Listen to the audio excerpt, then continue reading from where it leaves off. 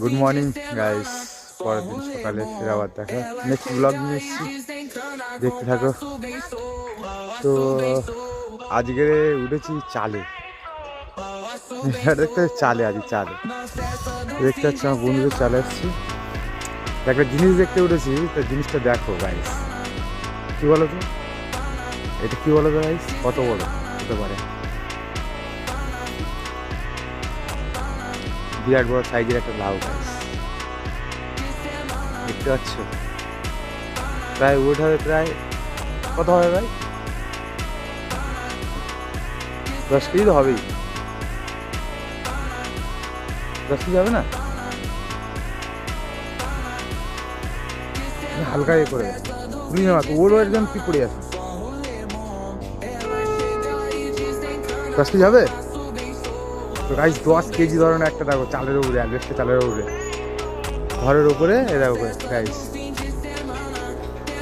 তা বিনা সার ফার কিছু দেওয়া নেই, জাস্ট মানে ভাতের যে ফ্যান হয় না, ফ্যানটা ফেলে ওই সার পেয়ে এত বড় লাউ।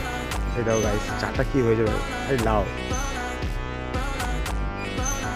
তো গাইস, এটা হচ্ছে আমাদের পাড়া।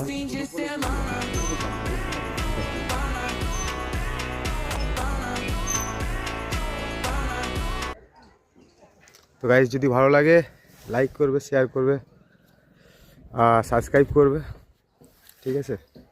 পাশে থাকবে। আবার দেখা হবে নেক্সট অন্য কোনো ব্লগে।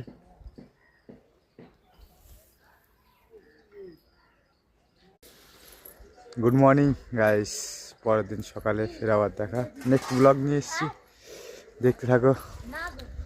তো আজকে উঠেছি চালে, দেখতে চালে, আজ চালে দেখতে পাচ্ছি আমার বন্ধুদের চালে এসেছি, তো একটা জিনিস দেখতে উঠেছি। তো জিনিসটা দেখো গাইস, কি বলো তো, এটা কি বলো তো গাইস, কত বড় হতে পারে?